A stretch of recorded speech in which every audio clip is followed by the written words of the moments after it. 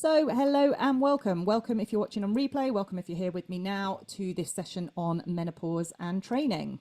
This kind of goes together with the session I've already done this week in terms of women's training. This stands alone as well, though, so don't feel you have to watch that, but it certainly builds on a lot of the things we've already talked about in that session.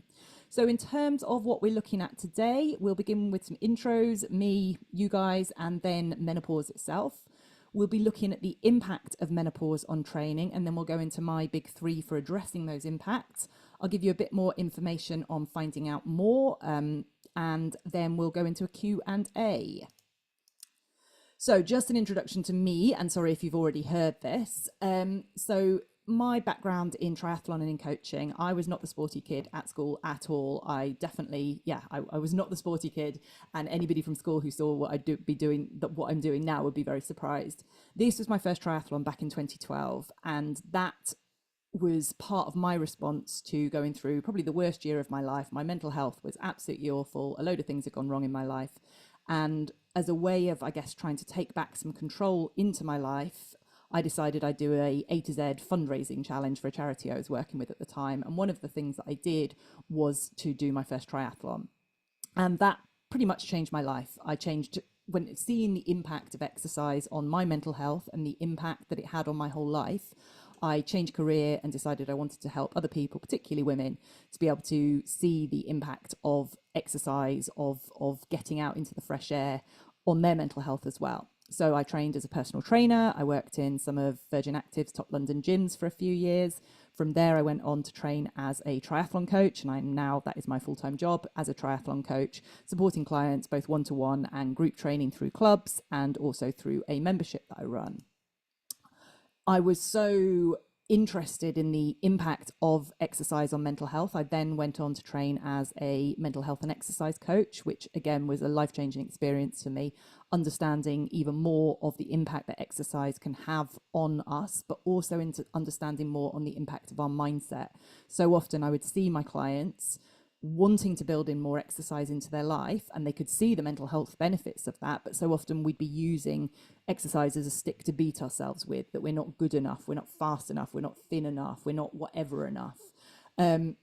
And so I wanted to have more tools to be able to support my clients to really get those benefits rather than, as I say, having a stick to beat themselves with. And that was not just in terms of exercise, that goes across everything in life, that impact of working with our mind to get the best outcome for ourselves. That led me into training as a life coach to get more skills to be able to help people work with their mind to be able to get the results that they wanted in life. In terms of my own training, I've raced for GB many, many times. I have done Ironman many, many times. I have done silly long bike rides many, many times. I, as I say, work with Virgin Active. I was their endurance lead in their London clubs.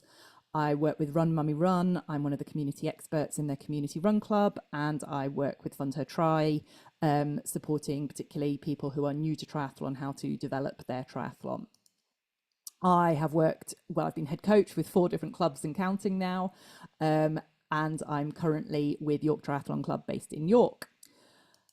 In terms of my work with clients, I have a membership, which I'll tell you a bit more about today. I have a strength and conditioning club with weekly classes, strength and conditioning classes, and weekly mobility sessions. And I work one-to-one with clients, writing their training plans and also supporting them with coaching.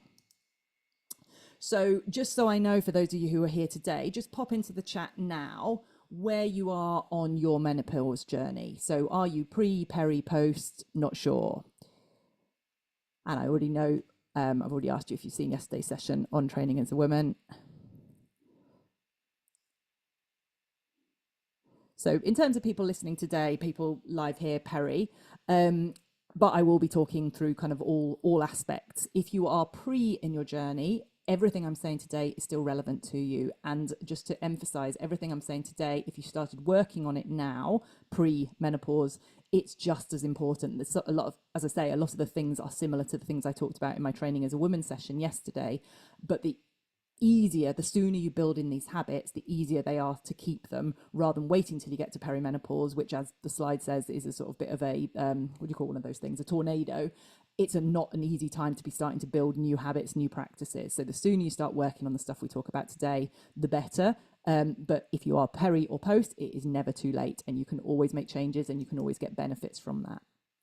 I'm not going to talk through this slide in detail, but again, for those of you who are pre or even peri, to realize that menopause is more than just the hot flushes and night sweats that we hear so much about.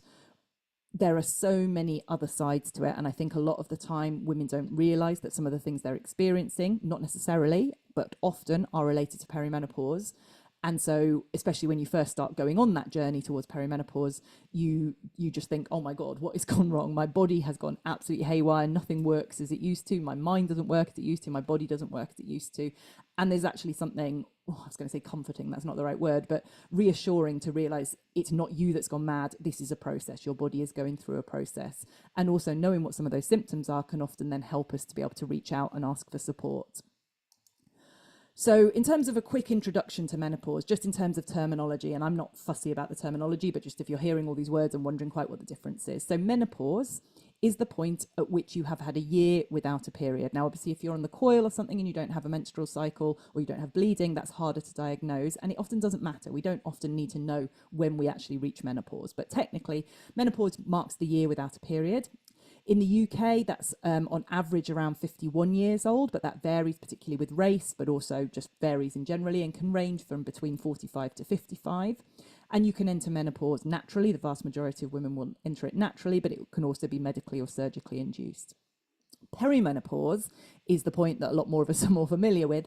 This is when our hormones first start changing.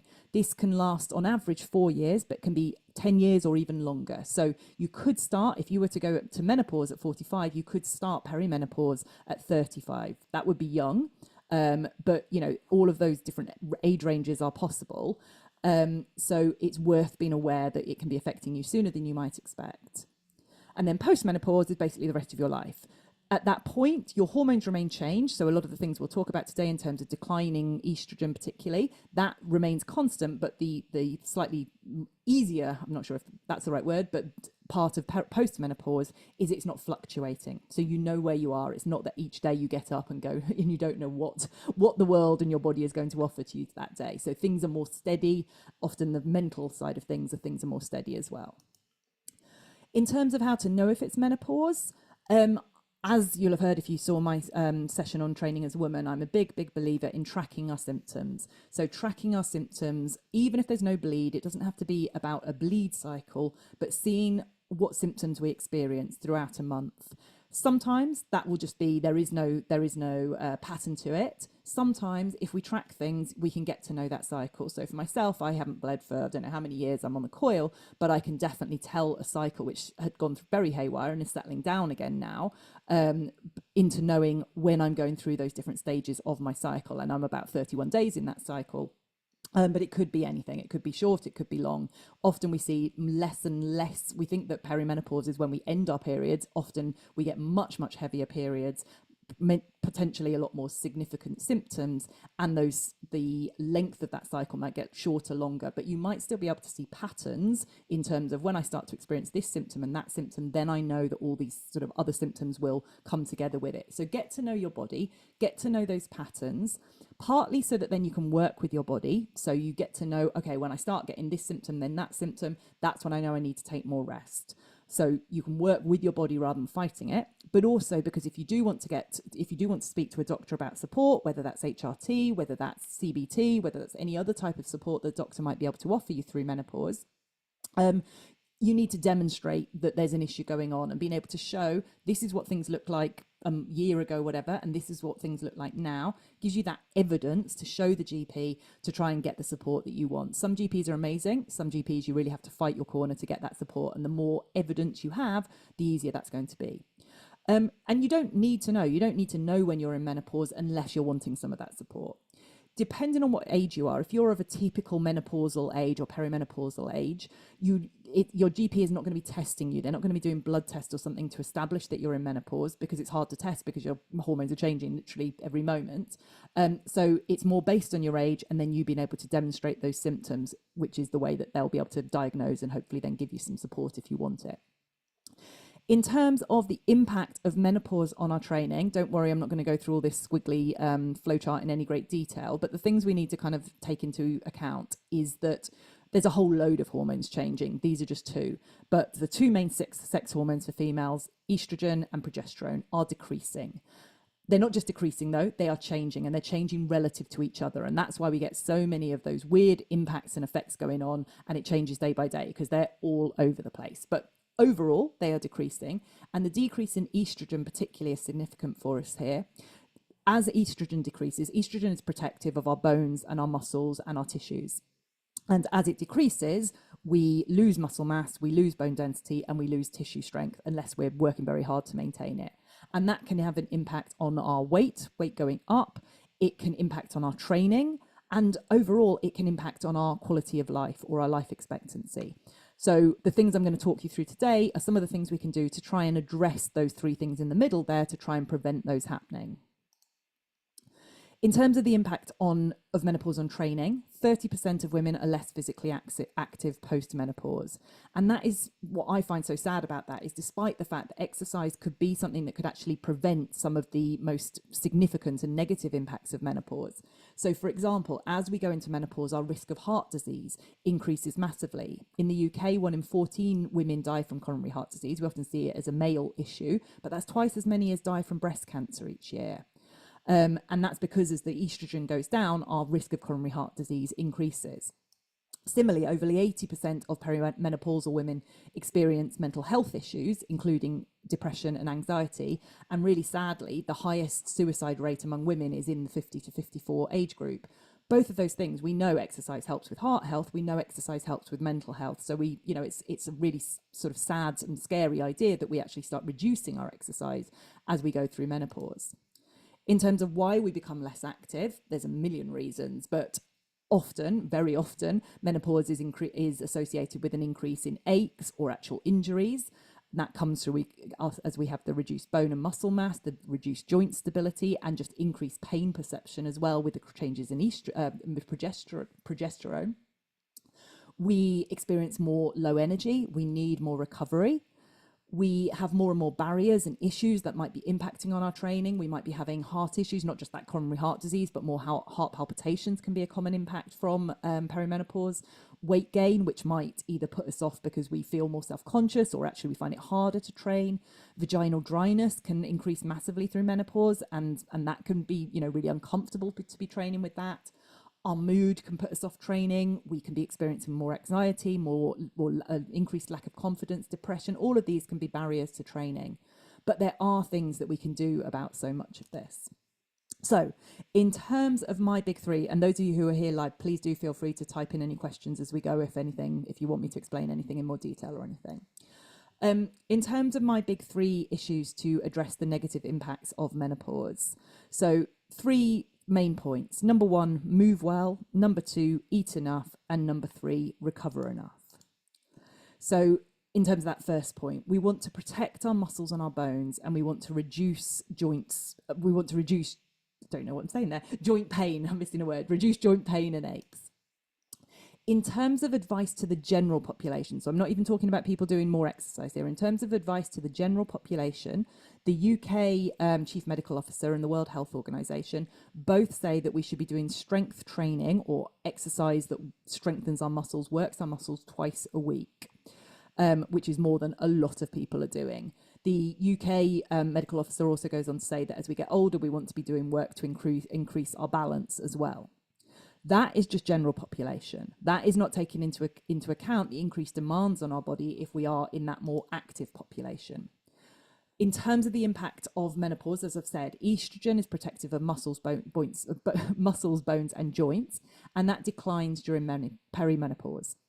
Women lose up to 8% of their muscle mass per decade after their 30s, and that increases a lot as we go through perimenopause.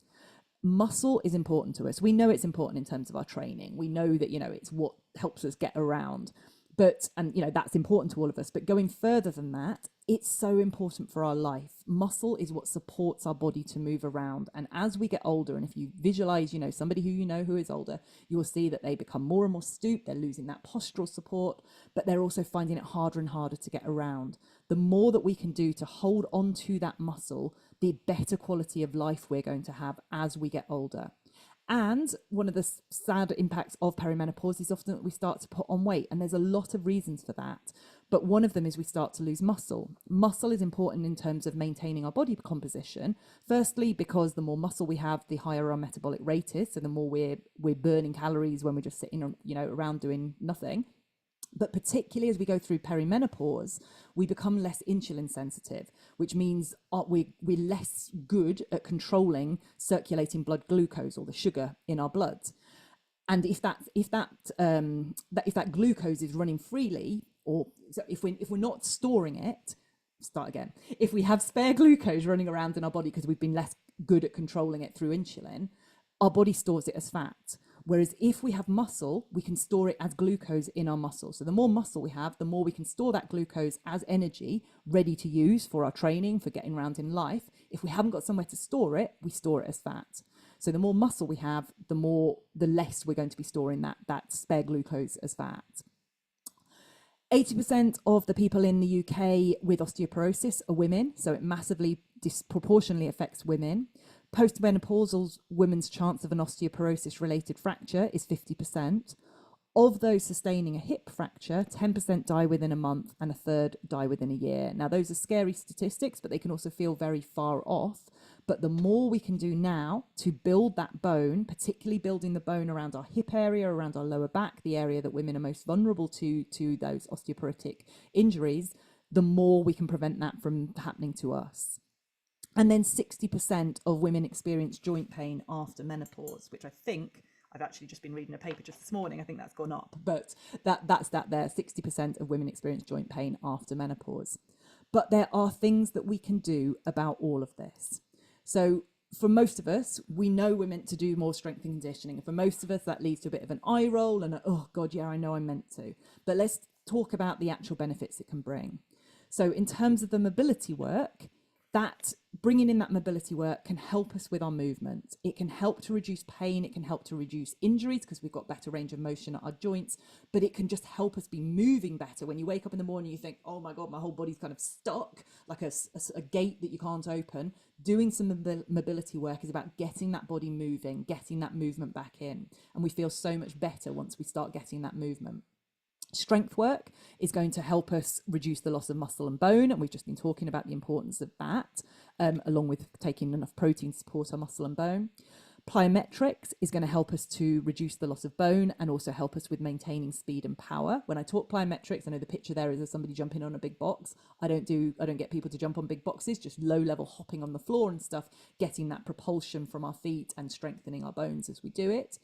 Stability work is really important for supporting our joints, so we're reducing the chance of injuries. In China, they call frozen shoulder, it's called something, I don't know the exact translation, but old lady does it, old lady shoulder or something, because it's so common that as we get older, we lose that stability in our shoulders and we end up with shoulder issues. So doing stability training around our hips, around our shoulders, around our calves particularly, can help reduce the chance of injury there.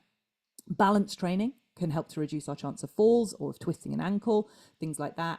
And then other benefits of strength and conditioning, helping us with our posture, helping us with our brain health and our mental health, and even confidence. When you've been doing some weight training and you walk into the room and you've kind of got that, almost that swagger on, that can really help us feel more confident in all of our life. So ask yourselves now, looking at that list, how many of those can you tick off? And don't worry about feeling you have to be doing hours and hours of all of them, but are you including that in your general training? And is there anything you need to add in? And if there is, and if you did that kind of eye roll, what's the resistance? I talk a lot working with my clients about working with our thoughts, seeing where our thoughts go and if they're serving us. And if you've come up with something in your mind, say, oh no, I can't do that.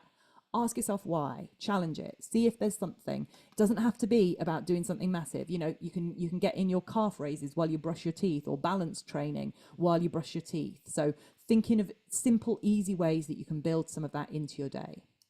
In terms of what you need to do, or what I'd suggest you do, in terms of mobility, we're looking for range of motion at our joints, particularly our hips, our thoracic spine, so our kind of mid-spine where our rib cage is, our ankles and our shoulders. In terms of stability, we're looking for increased stability around our glutes, so our bum, our core, our feet, our calves, and our shoulders. In terms of strength, we're looking at mostly working our legs and our lower back, because that's the areas where we're more vulnerable to injury. We want to strengthen our bones there. It's the area that we use most to get us around. As women, most women tend to focus more on doing arms and core, both of which, we need our arms for everyday life. We need our core definitely to support us in our training. But remember, if you're doing that because you're trying to get rid of the fat there, you cannot turn fat into, well, you can turn fat into muscle, but you don't do an exercise to turn fat into muscle in that place. When you exercise, you burn fat from all over your body, and your body decides where you store that fat. So there's no point in doing doing bicep curls to try and get rid of the fat there. It's going to build the muscle, but if there's fat, it's just going to push the fat out further. So rather than focusing on not always, but doing a lot of arm and core exercise, let's try and work our legs more. They're what we use for our training. They're what get us around, particularly bike and run. They're what get us around in life. They're what you use to stand up and sit down off the sofa. So let's be working those legs and lower back more. So things like deadlifts, squats, lunges are going to help us more with that quality of life, help us more with building up those muscles that are going to support in terms of the addressing weight gain that we might experience through perimenopause. So I'm not saying don't do arms and core, but let's make sure that we're mostly working the legs, and ideally with weights that are heavy enough that we can only do 6 to 12 reps. If you're new to training, do more reps, but as you get stronger, as you get more confident, then increasing the weight, less reps. And then we talk about 2 reps in reserve. So we never want to go to failure. We never want to go to the point of not being able to lift the bar or whatever we're doing. We always want that quality in there, but more weight, less reps as we get more confident, as our skills get better. Now, if you're thinking, oh my God, how do I go about all that? I don't even know what she's talking about. I have a weekly strength and conditioning class, Club Feel Fit. It's either pre-recorded for you to do whenever suits you, or live on a Thursday morning. You can find out details on my website or drop me a message if you want to know more. You can get a free trial through my website, and then it's £20 a month if you're doing the live sessions. It's only £10 a month if you're doing those pre-recorded sessions, and that's going to give you all of the things that we talked about there. All of those things there are all included pretty much in every session. And Emma's just popped into the chat that it's really good. And Emma is not a fan of doing some of this stuff, but she is bearing with it and getting there. So thank you, Emma. And I will be talking about my membership in a bit. It's included for free in the membership, so look out for that. Okay, next point, eating enough. So we want to fuel our training. If you've already seen my Train as a Women session, this is repeated from that, but it is so key, and it is one of the things that I see women doing most poorly on, because we are so wrapped up in our mind, consciously or subconsciously, about training being about burning calories, wanting to lose weight. I don't think I've ever met a woman who it's not in there somewhere, even if it's not a kind of front of center. But we need to fuel our training. Our body stores enough carbohydrate for about 60 to 90 minutes worth of training. So if you've eaten recently, and if you're doing less than 90 minutes worth of training, you've probably got enough stored carbohydrate on board.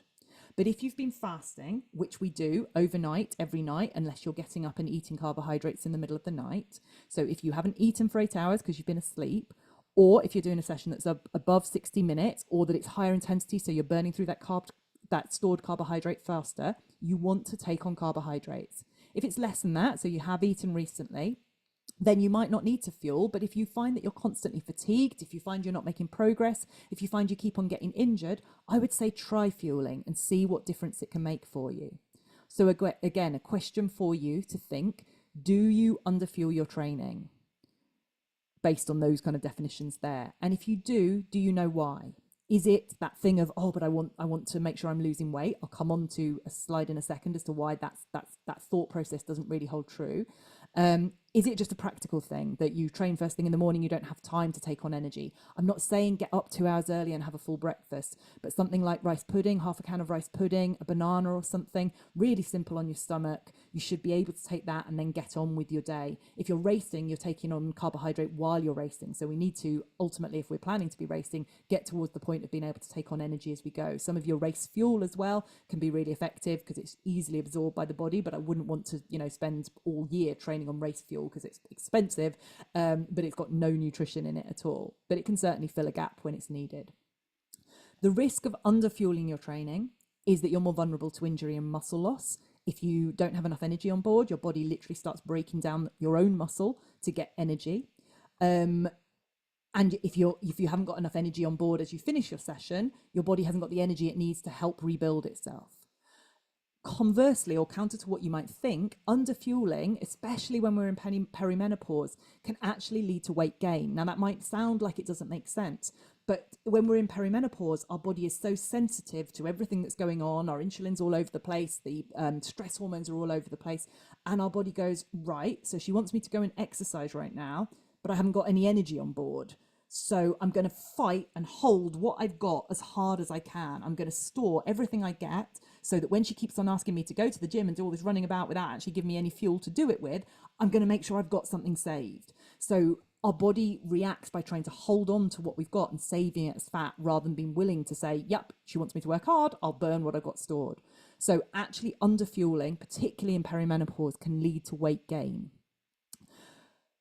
We risk making less progress. So we're putting all this effort in, all this time in doing training. And because we're not giving our body what it needs in order to fuel that training, we risk making less progress. We risk being more hungry. So often we kind of go and do the session and then we're starving when we get back, and we end up coming back into the kitchen and going, oh my God, I'm starving, and eating a whole load of stuff that maybe isn't quite what we would normally plan to eat, not quite healthy options we would want to be choosing. So why not have the energy beforehand and actually fuel the training, get the most out of the training?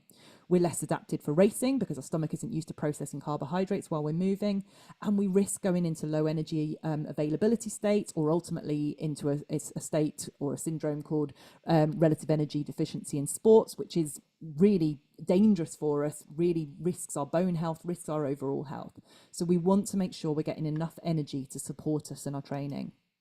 Conversely, if we feel well, it helps us to be able to train harder. We've got more energy on board, so we're more able to push hard, do the session that we want to do.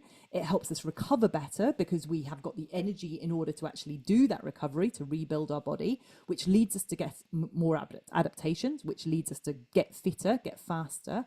But also we feel better because we don't feel like we're fighting against this thing where there's just no energy left to do it. We feel better, we enjoy it more, which ultimately kind of is hopefully for a lot of us the name of the game, but also encourages us to then do more because it's felt more rewarding. Do shout out as we go if there's any other questions on that, but I'll keep on going. So into protein. And again, this is a repeat from what I've talked in the women's training, but it really needs stressing because, again, women are not good at this. We need to eat enough protein to preserve our muscle and our bone and to help us to avoid injury. We want to be aiming for 1.6 grams per kilogram of body weight. If you do minimal training, you're probably okay at that 1.6 or maybe even a little bit lower. UK health guidelines are 0.8. Most women I don't even meet the 0.8. But if you are active, you want to be moving towards that 1.6 or more. If you're perimenopausal, you want to be at that 1.6 or more because we have to work so much harder to hold on to our muscle, and protein is going to support us to build that muscle. So we want to be trying to get in. So do that sum for yourself, work out how much you weigh, and then times by 1.6 or wherever you're on that scale you think you need to be. You want to be aiming to get about 30 grams of protein in at each meal. And for most of us, we're also probably going to need to supplement a little bit throughout the day with some protein-based snacks to bring us up to whatever our goal is. We also want to be getting in 30 grams of protein around our training. We used to talk about 30 grams post-training, and evidence now is maybe saying that it's more important to get it in pre-training. I wouldn't worry about the detail. It's often a lot harder to get it in pre-training. Just aim to get 30 grams in within 30 minutes of a training session. Men have a lot longer to adapt. They have about 2 to 18 hours to get that protein in. As women, we've got about 30 to 40 minutes to get the best adaptations in. In terms of making that diet change, again, ask yourself, are you getting enough protein? And if not, what could you do to try and bulk or to try and increase it? It doesn't need to be that complicated. So if we take an example of a woman who weighs about 75 kilos, if we said 1.5 times 1.5 grams per kilogram of body weight, just to keep the maths more simple, that's going to be about 110 grams per day as her target. So potentially she could aim to get about 20 grams of protein in at breakfast, 25 in at lunch, 25 in at dinner. 25 at dinner shouldn't be hard at all. You have to think carefully about your options, but it is absolutely doable to get it in for breakfast and for lunch. And then she's got her, on the day she's training, she's got that 30, that's a 30 all of those say kilograms, don't they? They should say grams, but anyway, she's getting in her 30 grams around training. And then she's got some snacks that are bringing it up another 10 grams. So bringing her up to her target of 110. So it's not that hard to do, but it does take some planning and some thought. And then that should be number 3, not number 2 there. Finally, in terms of what we're eating, and this is something, again, we've heard it all our life, but it becomes even more important as we get to perimenopause. And again, if you're watching this pre-perimenopause, if you're premenopausal, make these changes now so that you're not trying to make them when everything has already got harder as you get to perimenopause. So we want to swap our refined carbs for a variety of whole grains, fruit and veg, and I would also say pulses and grains. And that's really important to us at all stages of life, but particularly as we get to perimenopause. We've already talked about that we're less sensitive to insulin. The insulin's all over the place. So we need to work harder to control our blood sugar. So we want to work on making sure we've got enough energy. Sorry, start again. We want to manage our blood sugar. And if we just have refined carbs, that comes in all in one go. The energy just comes in all in one go, and our insulin spikes and our energy is all over the place. And that leads us to having high energy highs, but then energy lows. Whereas if we have more refined grains, they come into the bloodstream a lot slower. They take longer to get across the gut wall. They come in slower. So rather than get that high and then that big crash and that really high fatigue feeling afterwards, we just get that more constant energy. And then, as we already talked about, if we have too much sugar coming in too fast, our body hasn't got anywhere to store it. So it stores it as fat. Whereas again, if it comes in more slowly, we're able to deal with it better. And so we're less likely to be putting on weight. If we're having more of those whole grains and the fruit and veg, we're getting more vitamins and minerals and all the important processes they do in our body, which again become more important as we go through perimenopause and our body's just having to work a bit harder to get everything done. They're anti-inflammatory, whereas refined sugar is very inflammatory in our body. Perimenopause is an incredibly inflammatory process. Our body is going to be experiencing higher levels of inflammation, which is damaging to our health overall, and also means our joints and stuff might be flaring up in terms of that pain. Whereas those vegetables, minerals, whole grains are anti-inflammatory, so help to bring those inflammation levels down. And if you may or may not have heard of your microbiome before, something we talk about more and more these days, our microbiome is all the kind of bacteria and stuff that live in our guts, which, whilst it sounds horrible, are actually really important. Most of them are friendly and help us. They boost our immunity and they boost our mental health.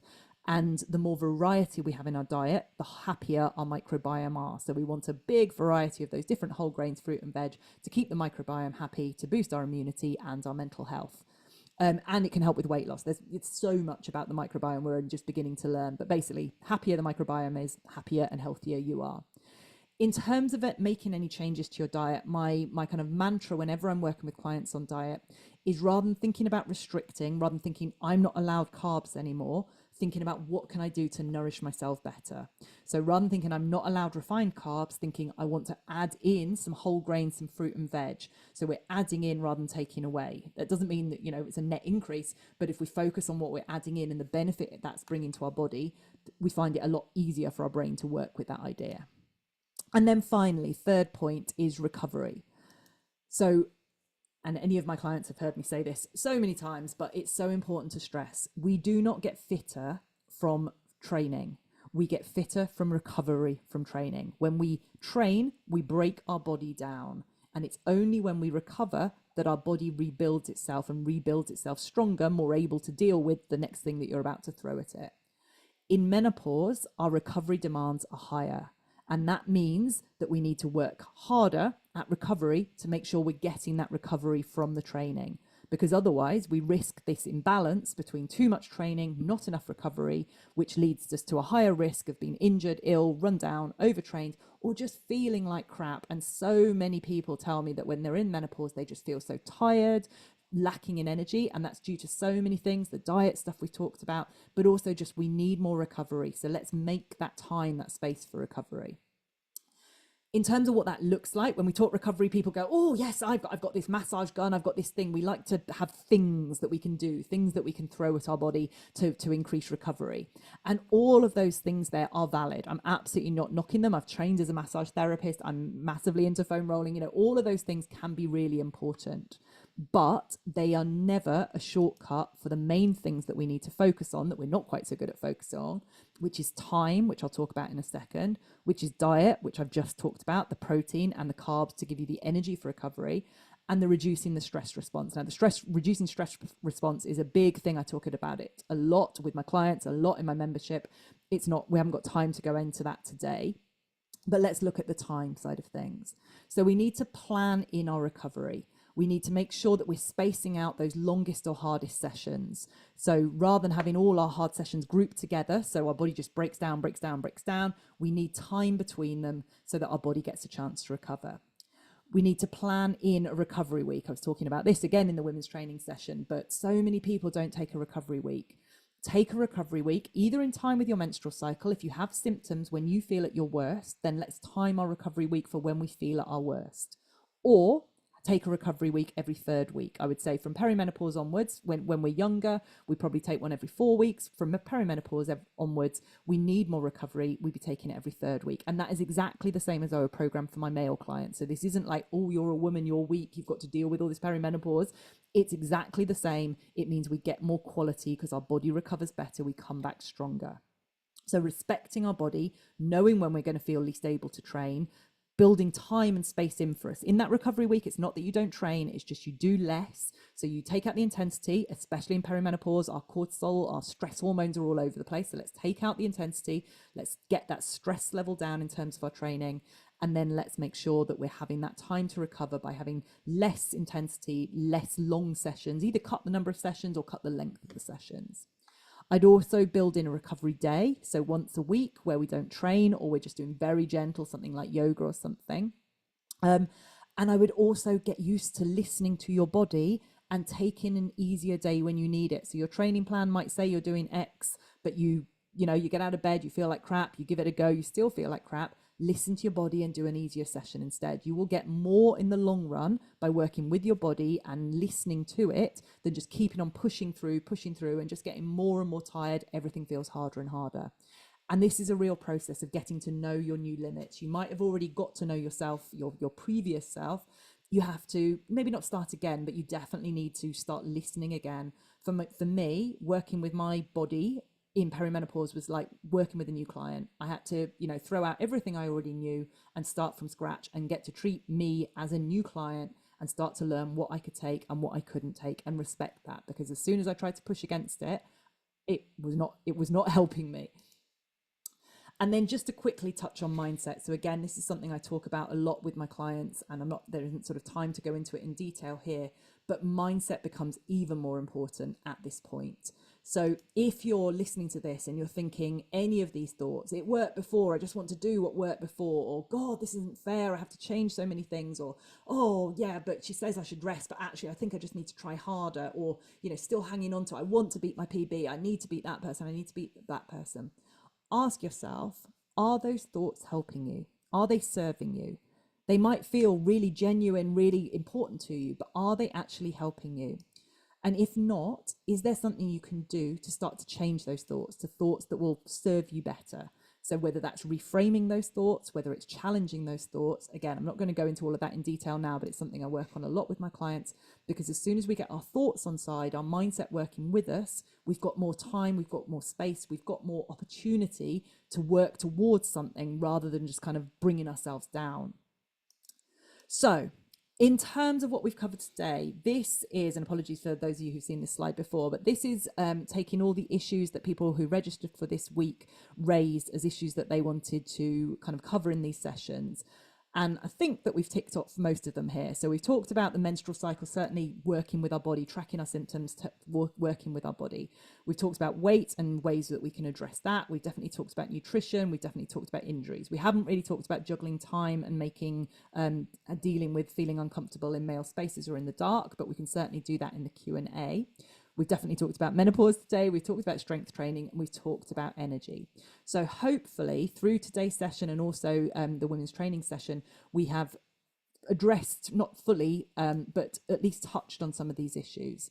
Now, these issues are issues that I see coming up time and time again. Whenever I start working with a new client, when I'm working with my existing clients, these are the issues that come up so often. And I wanted to find a way of being able to support more women to deal with these issues. So if it's all right with you, and sorry to those of you who've seen this before, but I'm just going to quickly talk through the membership, because a few of you have already asked me or messaged me in advance asking if there's ways that you can work with me going forwards.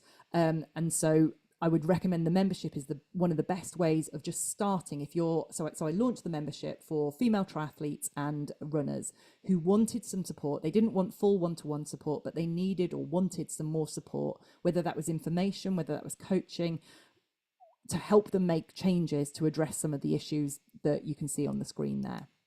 So in terms of the membership, it includes a monthly masterclass. It includes a monthly coaching sessions, a Q&A, a challenge where we try and consolidate what we've learned so far in the month. It includes those weekly strength and conditioning classes, those Club Feel Fit sessions I was talking about, which include all of the things that I was saying that we should be including in our training. There's also a much shorter sort of 10-minute mobility session each week just to get your body moving well each day. And everything's stored in a library so you can catch up on anything you've missed. There's also race-ready resources in there, helping to make sure that you're ready for racing, and listening lists if you haven't got time to be reading stuff, something you can listen to while you're doing your run, doing your cycling, or doing the washing up, whatever you prefer. In terms of those masterclasses, the monthly masterclasses, the first 5 months, so we started last month, the first 5 months are based on a course which I've run for the last few years, Feel Fit Foundations, which I'm not running as a standalone course this year. I'm only running it inside the membership. And it includes training fundamentals, which we did last month, which includes all the things to look at to make sure you're training effectively, avoid getting injured, as well as how to write your own training plan or adapt your training plan. It includes training as a woman, which is what we're looking at today, but going into loads more detail on these issues. It looks at our mindset, so what I was just touching on there about how important it can be to change our mindset around these things to help ourselves become more motivated, to stop ourselves keeping on dealing with the same issues over and again, and to be able to get better results for ourselves. Nutrition, what we've talked about today, but going into loads more detail. And again, recovery, some of what we've talked about today, but going into loads more detail. So if that sounds like stuff you'd like to know more about, then I strongly recommend having a go, joining the membership, where you'll get access to all of those modules as we go through them. Just a bit of feedback from people who've already done the course. So Vic said she'd recommend the Feel Fit Foundation course to anybody interested in improving their fitness. She's learned so much, even though she's been running for 30 years. She says Lucy's so knowledgeable and passionate about passing that knowledge on, and gives you all the tools you need to achieve your goals. She goes on to say that the mindset section of the course has been the most valuable to her, and she's transformed her life significantly in just a few weeks.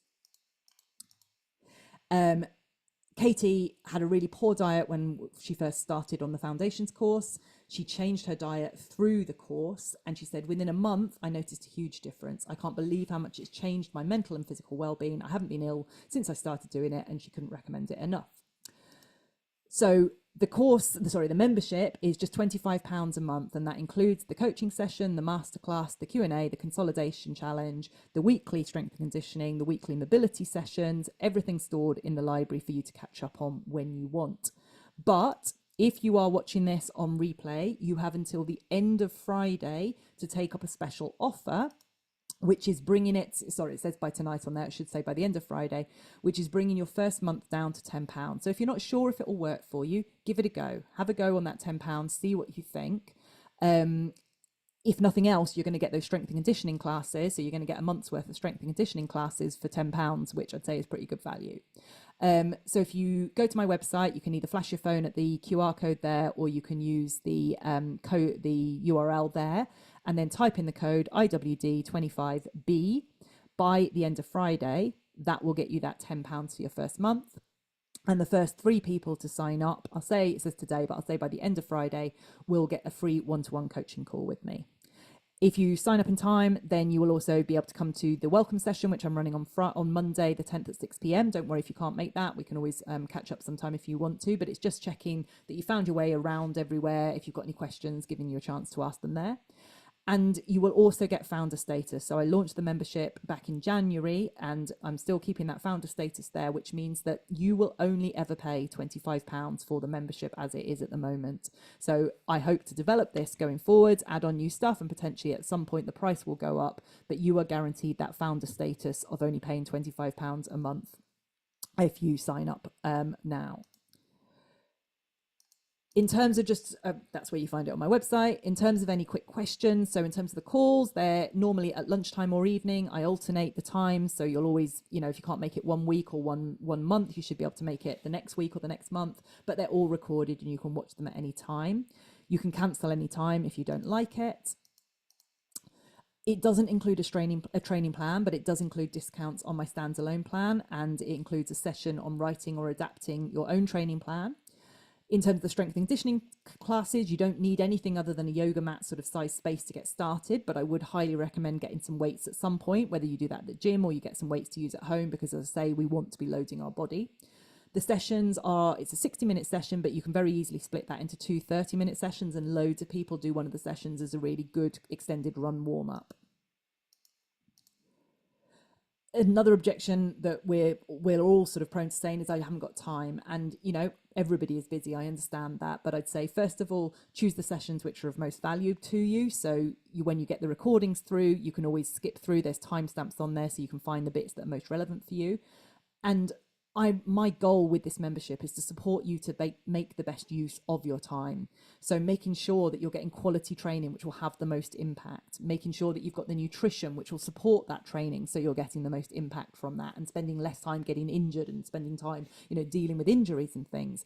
And particularly through coaching. So being able to address what's holding us back. So not just keeping on repeating the same thing week after week, but being able to change things as we go forwards to get better results for ourselves. Here's a quote from Nat, who's an incredibly busy person, but she says that the foundations course really worked for her because it was run in a way that made it perfect to fit in around a busy life, and that I was showing how to apply these foundations to your everyday life. And in terms of the impact of that coaching to make a difference, so Izzy, I worked with last year, and she was having loads of issues around lots of anxiety issues, but particularly around racing. But through working with her, coaching her on some of those issues, she said it made such a difference in how much she enjoyed the build-up and the race. So just a reminder of that URL and QR code. And if you sign up, as I say, correcting that, it's not by tonight, but if you sign up by the end of Friday this week, so Friday, don't know what date that is, the 7th, you'll get your first month for just £10. If you're one of the first 3 to sign up, and I gave the same offer last night, all of those places have now gone, so get going quickly to get those places. You'll get a free coaching call with me. So just to summarize where we're up to in terms of what we've talked about today, the recommendations that I'm saying in terms of today, and they build on ones that I made in the session yesterday. So we want to make sure we move well. So depending on what you're already doing, look at adding in some strength, some stability, or some mobility work. In terms of what we want to be eating, we want to make sure we're fueling our training, but please don't make that like I have to take on this much and make it into this massive project that then feels too hard to do. Just think, could you have a banana, half a banana? Could you start to have something if you train first thing, or if you're training, in the evening after you haven't eaten for a long time, or if you're doing a longer session, what could you do to take on to fuel that training? Where are you on that protein scale? Do you need to increase your protein? And if you do, again, don't go, oh my God, that means I need this much, I can't do that. What could you do to just slightly increase what you already have? So look at what you already have. What could you do to slightly increase that? And then could you look at making a change from some of the refined carbs that you might have in your diet towards whole grain? So changing pasta for something like chickpeas or quinoa or something like that. Something which is not just that refined carbs coming straight in, but that is giving your body that more constant energy and more nutrition. And then in terms of recovery, if you don't already, look at taking a rest week, either around the worst symptoms of your menstrual cycle or every 3rd week. But adapt it. When you're on holiday for a week, move your rest week to be in that week or whatever. Listen to your body, not just listening and hearing it like an annoying child, just going, no, but listening, hearing what it's saying and learning to work with it to get the best out of yourself. So when you're feeling good, you can train hard, but you equally well learn to recover hard, put more effort into your recovery so that you're good to go again. And then in terms of your mindset, ask if your thoughts are serving you. And if they're not, can you challenge them? Can you reframe them? Oh, don't know why they've just come up as separate little things, but there you go. Lots of little loudspeakers reminding you to take action there. So my challenge to you today is to not take all of that away and think, oh my God, I have to do all of that. And then swiftly afterwards think, I can't do that. Just choose one thing. Choose one out of that list that you will take action on next week. Start relative to where you are now. So don't just think I have to get straight to 2 grams of protein per kilogram of body weight. Start where you are now and think, where could I add in 5 grams? Each day, or once, a few times a week, wherever you are. Just look for progress from where you are now rather than trying to be at that end point. Write the other things down so you don't forget them, or take a photo of the previous slide. I'll go back to it. Take a photo or a screen grab of that slide. Those are where we want to be aiming towards, but just aim for one thing a week. And if you struggle with it, make it easier. If you get it, if you nail it, once you're happy you've built a habit there, then go on and add something else in. Think of it as a journey. So we don't have to get to the end yet. We just have to start on that journey. Oh, more things coming up. So in terms of those who are here now, have you got any questions? Feel free to unmute and ask if that is easier rather than having to type.